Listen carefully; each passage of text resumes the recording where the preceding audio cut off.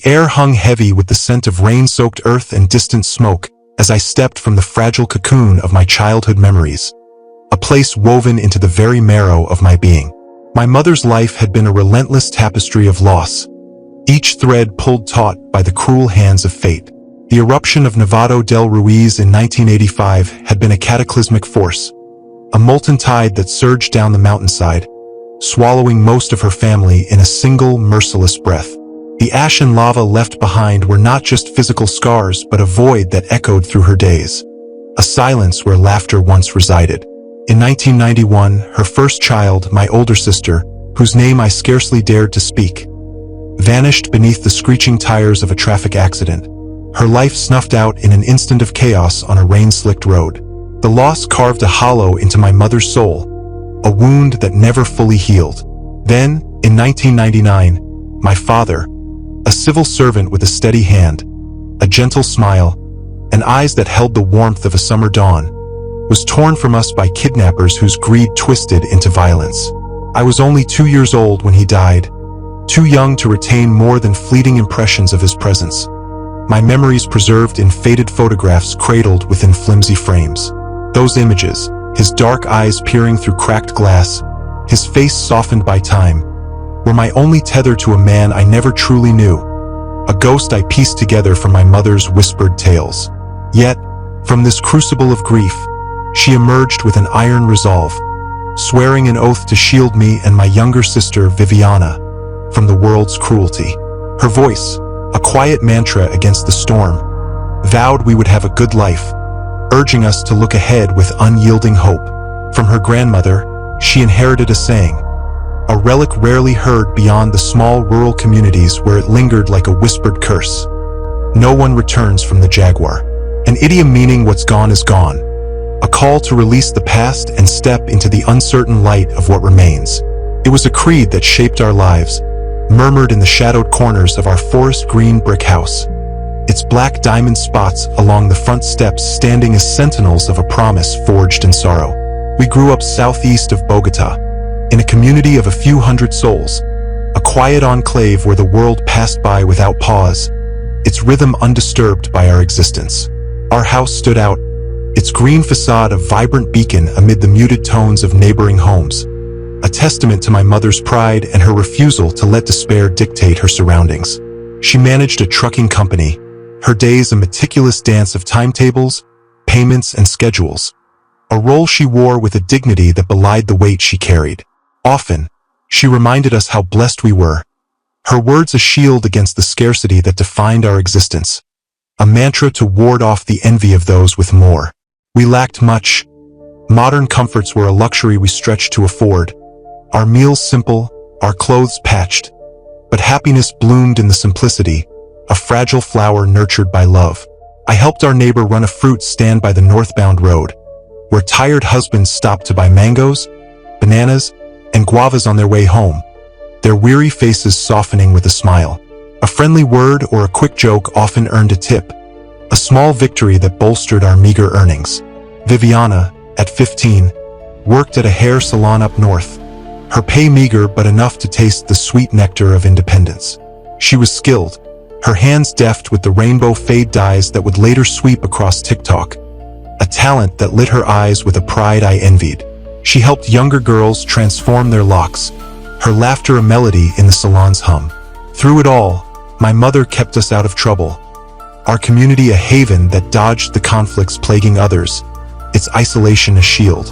We were a footnote on the map, a place you passed en route to somewhere significant, and that anonymity served us well, until the fall of 2016, when Viviana disappeared, a shadow swallowing the light she cast.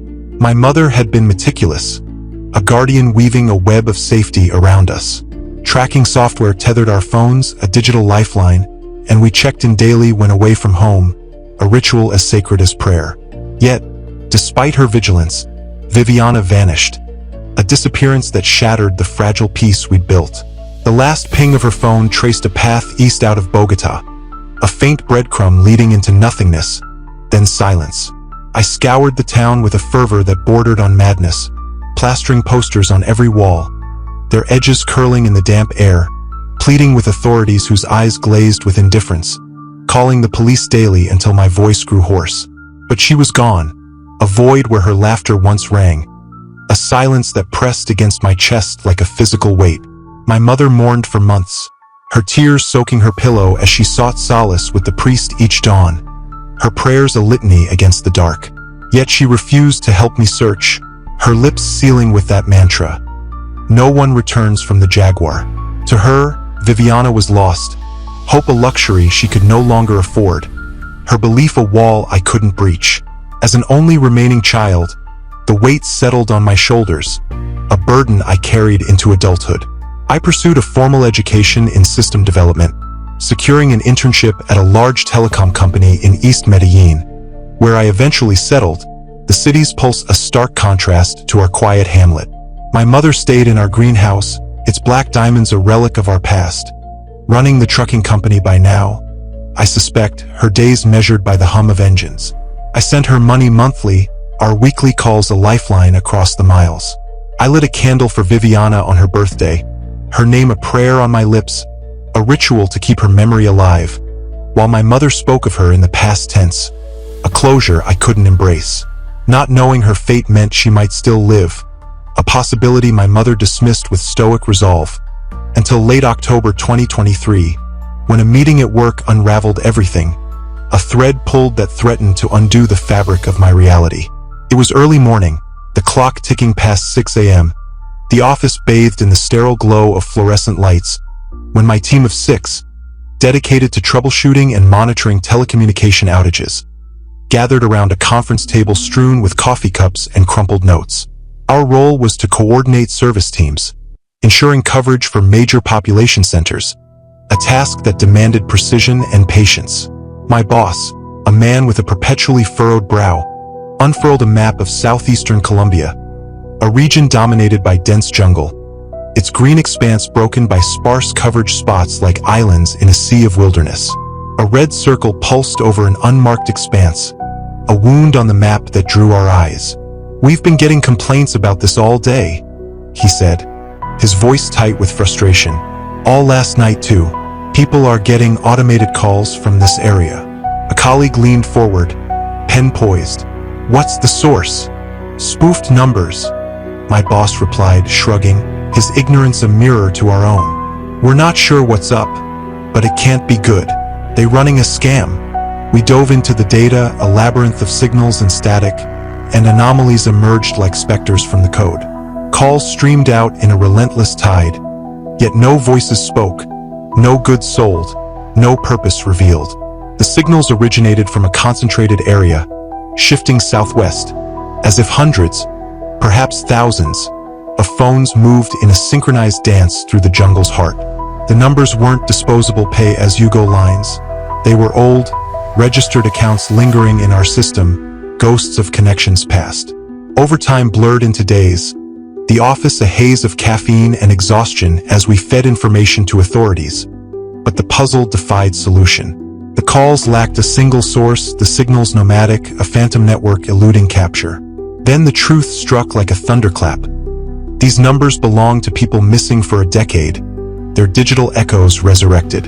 A scam, perhaps, but what kind? How had they amassed so many phones, and why no profit? A painful question gnawed at me, a worm burrowing into my mind, one I dreaded answering. I cross-referenced Viviana's number, my fingers trembling on the keyboard, and there it was, pinged in that cursed region, a beacon in the darkness. The app my mother installed to track Viviana's phone offered a lifeline, a thread to pull me from despair. A spoofed number was one thing, a cruel mimicry. A live ping from her device suggested her phone, or its captors, remained active, a possibility that set my heart racing. Accessing the login proved a battle, the software a relic of outdated legacy systems, its interface a fossil in the digital age. But with my colleagues' help, we rigged an emulator, a makeshift bridge to the past. At 1 a.m., hunched over my keyboard in a dimly lit office, the rain tapping a mournful rhythm against the window, a bag of choclitos my only companion, the ping returned, positive. Viviana's phone was alive, its signal a pulse in the void. The next days were a whirlwind of calls. To friends whose voices faltered, family whose hope wavered, authorities whose indifference stung, my mother whose silence cut deepest. I told her Viviana's phone was active, that we could end the wondering. My words a plea against her wall of belief. Silence met me, then her voice, cold as stone. No one returns from the Jaguar. The missing persons search unit wouldn't touch it, deeming it a telecom hoax, a bureaucratic dismissal that left local law enforcement uninterested absent a crime. Empty phone calls, no threats, no profit, just noise over the airwaves. Relatives of the missing flooded us with calls, a list of 35 families growing daily, their desperation a mirror to mine. Yet authorities remained idle, their inaction a stone wall. Desperation drove me to act, a fire igniting in my chest. The signal would cross into Peru or western Brazil by the rain season's end, a deadline looming like a guillotine. I took leave, contacting everyone on the list, explaining my intent to follow the source. Most supported me, their voices trembling with hope. Some doubted, fearing a scam snare. Two joined me. Hader, whose wife Luciana vanished 4 years prior, her absence a wound that never closed, and Bran, whose older brother was lost to the jungle's maw, both as desperate as I.